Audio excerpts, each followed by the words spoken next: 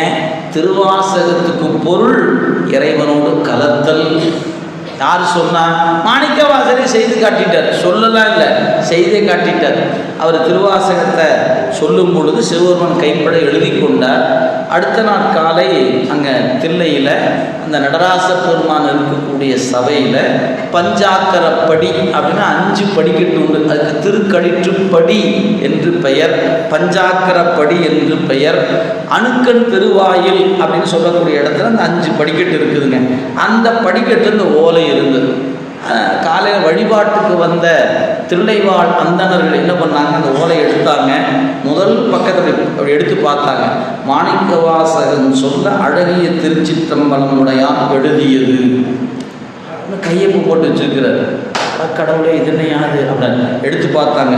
நமச்சிவாய வாழ்க, நாதந்தான் வாழ்க, இவை பொழுது தொல்லை இரும்பிறவி மாணிக்கவாசகர் பாடினதல்ல, மறந்துடாதீங்க. ஏன்? பின்வந்த ஒரு அருளாளர் அதை படித்து பார்த்து திருவாசகம் என்ன சொல்லுதுங்கிறது 4 வரையும் சொல்லிட்டார். அது ஒரு வெண்பா. பின்வந்தவர் பாடினது அது திருவாசகம். மாணிக்கவாசகர் பாடியது அல்ல. மாணிக்கவாசகர் தொடங்கியது நமச்சிவாய வாழ்க அப்படிதான் தொடங்கினார். அந்த தொல்லை இரும்பிறவி சூழும் தலை நீக்கி அல்லல் அறுத்து ஆனந்தமாக்கியதே எல்லை மறுவா நெறிகளிக்கும் வாதவூரைக்கும் திருவாசகம் என்னும் தேர். இது பழம்பாடல் என்று பெயர். யார் எழுதினார்னே தெரியல. இந்த பாட்டுடைய ஆசிரியர் யாருக்கும் தெரியாது. நீங்கள் எந்த புத்தகத்தோடு எடுத்து பாருங்க, பழம்பாடல் அப்படின்னு போட்டிருப்பாங்க. அப்போ திருவாசகம் எவ்வளவு பழமையானு நினச்சி பாருங்க. ஒரு பழம்பாடல், அந்த நூலை சொல்லுகிற பாட்டே பழம்பாடல்னா அந்த பாட்டு எவ்வளவு பழமையானது. அந்த 4 வரையும் சொன்ன ஆளே எப்போ பாடினாருன்னு தெரியலன்னு சொன்னால் 658 பாட்டு என்னைக்கு பாடின பாட்டு அதுதாங்க தெரியல. குறைஞ்சபட்சம் 1000 வருஷத்துக்கு முன்ன பாடின பாட்டு, இன்னைக்கு பாடினதில்லை. 1000 வருஷத்துக்கு முன்ன குறைந்தபட்சம் சொல்லுகிற எண்ணிக்கை. இன்னைக்கு அது அவருடைய கால ஆராய்ச்சி இடர்பாடு உண்டு. ஏன்னா அதை தொடலை. இப்போ அந்த அப்படிப்பட்ட அந்த திருவாசகத்தை அப்படியே நமச்சிவாய வாழ்க, நாதந்தாள் வாழ்க அப்படியே படித்தாங்க பாருங்கள். அவங்களுக்கு ஒரு வாரம் தோணுச்சு, சாமி இதுக்கு என்ன பொருள் அப்படின்னு நடராசரை வணங்கி கேட்டாங்க. அவர் சொன்னார், அங்கே பர்ணசாலை அமைத்து கொண்டு மாணிக்கவாசகர் ஒரு அன்பன் இருக்கிறான், அவர்கிட்ட போய் கேளுங்கன்ட்டு. இவங்கெல்லாம் நேராக தில்லைவாழ் அந்தவர்களை நேராக அங்கே போனாங்க. ஐயா வணக்கம், இந்த மாதிரி நீங்கள் பாடின பாட்டு இங்கிருந்து சிவருமான் எழுதி வச்சிருக்காரு. அப்போ தான் அவருக்கே தெரிஞ்சது நம்ம பாருங்க சிவருமான் படி எடுத்துக்கொண்டாரா அப்படின்னு. அங்கே பாருங்க அழகிய திருச்சிற்றம்பலமுடையான் எழுதியது. அப்போ எப்படி இருக்குன்னு நினச்சி பாருங்க. அப்படியே நெஞ்சு வெடிச்சு போயிருக்குங்க. ஐயோ கடவுளே, நேற்று வந்தது நீயா, நீனு தெரியாமல் நான் பாட்டு உட்காந்து இவர் மேலே உட்காந்து பாடிப்பார், அவர் பாட்டு உட்காந்துருப்பார். நினச்சிப்பார், ஒரு தண்ணி கூட கொடுத்துருக்க மாட்டேன், பானம் கூட போட்டிருக்க மாட்டேனே, ஐயோ இவர் தான் வந்து எழுதுனாரா தெரியலையே. அப்படி ஒரு தவிப்பு இருந்திருக்கும். ஓடி வந்தாங்க. இதுக்கு கேட்டாங்க, இதுக்கு என்ன பொருள்னாரு. இதுக்கு என்னையா பொருள் சொல்லுதா, அவர் தான் நடராசர் அப்படி காட்டினாருங்க. எல்லாரும் நடராசர் அப்படி பார்த்தாங்க. பார்க்க இவர் அப்படியே சோதியா அவரோடு கலந்துட்டார். இதுதான் திருவாசகம். திருவாசகம்னா என்ன? ஏன் முன்ன ஒருத்தர் பொருள் செய்ய மாட்டேன்னு சொன்னாரு? திருவாசகம்னா இறைவனோடு கலத்தல், அதான் பொருள். திருவாசகத்துக்கு பொருள் இறைவனோடு கலத்தல். அதைத்தான் அந்த சதகத்தில் 100வது பாட்டில் வச்சு பாட வேண்டும் நான் போற்றி நின்னையே பாடி நைந்து உருகி நெக்கு ஆட வேண்டும் அம்பலத்தாடு நின் கடற்போது நாயினேன் கூட வேண்டும். திருவடியில் அங்கே இந்த பாட்டு பாடும்போது திருவடியில் கூடுவார்னு தெரியாது அவருக்கு. ஆனால் பாடினாருங்க என்னன்னு, அம்பலத்தாடு நின் கடற்போது நாயினேன் கூட வேண்டும்னார். அதே மாதிரி அம்பலத்து ஆடுகிற பெருமானோடு என்ன பண்ணிட்டாரு, கலந்துட்டார். இது தானா நடந்த நிகழ்ச்சி, அவர் நினைச்சு பாடினதில்லை. அவருக்கு ஒரு ஆசை, அம்பலவானா உன் திருவடியில கூடையா அப்படின்னு. எது வீட வேண்டும் நான் போற்றி அப்படின்னு சொன்னார் பாருங்க. வீட வேண்டும், உடம்பை விட்டு விட வேண்டும், உன் திருவடியில் கூட வேண்டும்னார். அப்படியே கொடுத்துட்டார் சாமி அவருக்கு. இது சிவபுராணத்தை படிச்சிங்கன்னா 32வது வரி நீ எடுத்து பாருங்க. சிவபுராணத்தை எண்ணிட்டே வாங்க. 32வது வரி என்னன்னா, மெய்யே உன் பொன்னடிகள் கண்டு இன்று வீழுற்றேன். மாணிக்கவாசகர் இந்த மண்ணில் வாழ்ந்த காலம் 32 ஆண்டுகள். 32வது வரியில் வீடு பேருனாரு. 32வது வயதில் வீடு வச்சு போயிட்டார். நம்ம 32 இன்னொரு 32 ஆச்சு, இன்னும் கூட ப்ளஸ் போட்டாச்சு, ஒரு வீட்டையும் காணோம்.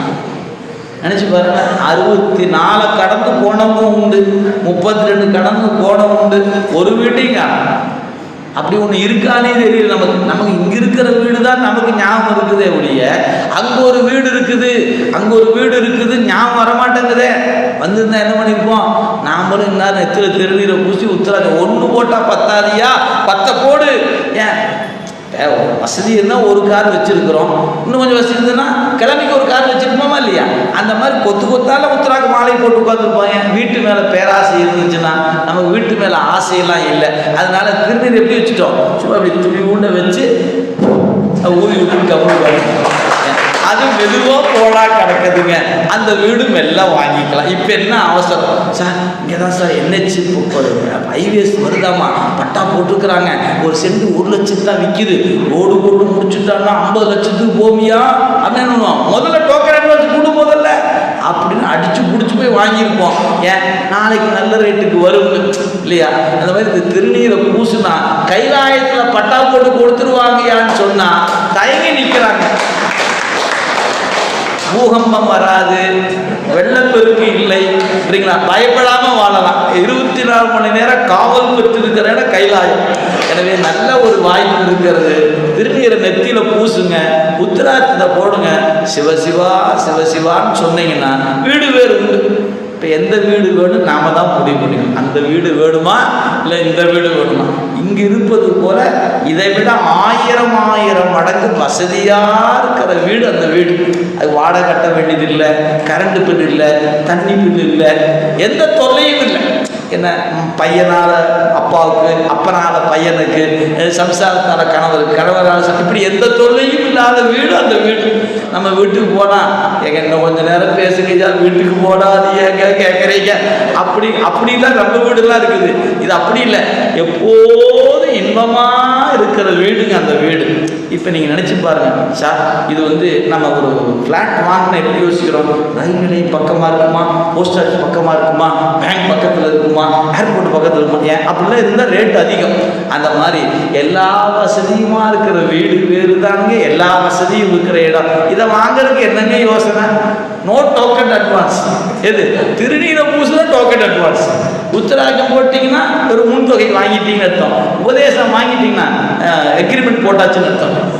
அவ்வளோதான். இதுக்கு அப்படி படிப்படியாக நெருங்கணும். இப்போ திருநீரை பூசியாச்சு, அடுத்து உத்தராகம் போட்டாச்சு, குருநாதத்தை உபதேசம் வாங்கியாச்சுன்னா நமக்கு செட் ஓகே கிராண்ட். நீங்கள் பணத்தை கட்டி வீட்டுக்கு போகலாம், சரி அவ்வளோ மீதி தொகையை கட்டி வீட்டுக்கு போனால் போதும். இதுதான் வாழ்க்கைங்க, இதுதான் மெய்யான வாழ்க்கை. ஆனால் நாம் பொய்க்குள்ளேயே கிடந்து பொய்யிலேயே மயங்கி கிடப்பதுனால நமக்கு அது தெரிய மாட்டேங்குது. அவருக்கு புலப்பட்டுச்சு, யாருக்கு? மாணிக்கவாசனால பொய்யாய செல்வத்தில் புக்கு அழுந்தி மெய்யா கருதி கிடந்தேனை ஆண்டு கொண்ட ஐயா என் ஆறுயிரே அம்பரவா என்று அவன் செய்யார் மலரடிக்கே சென்றுதாய் போத்தும்பினர். இப்படி திருவாசகம் தொடுகிற இடமெல்லாம் மணிவாசகருடைய ஞான அனுபவங்க. அது அப்படியே நீங்கள் எப்போ படித்தாலும் உங்களை பற்றியே பாடுற மாதிரி இருக்கும்.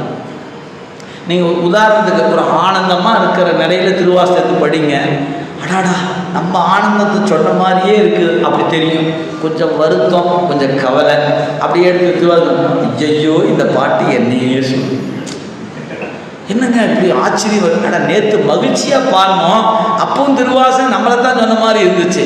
ரொம்ப வருத்தத்தில் கவலையில் இருக்கிறோம், இப்போ படித்தா இப்பவும் நம்மளை தான். இப்போ அப்படின்னு அர்த்தம், இது எல்லா காலத்துக்கும் பொருந்துவது.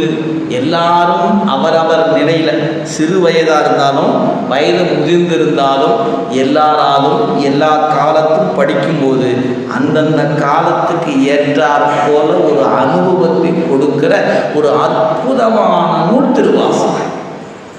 அந்த சொல்லே அவ்வளவு ஆழமான பொருளுடையது. அப்படிப்பட்ட அந்த திருவாசகத்தில் நம்ம கொடுத்த தலைப்புக்கு வந்துடும். இப்போ உடனே இப்போ நீங்கள் தலைப்புக்கே வரலையா? ஏன் நம்ம திருவாசகத்தை தான் பேசிட்டு நம்ம ஒன்று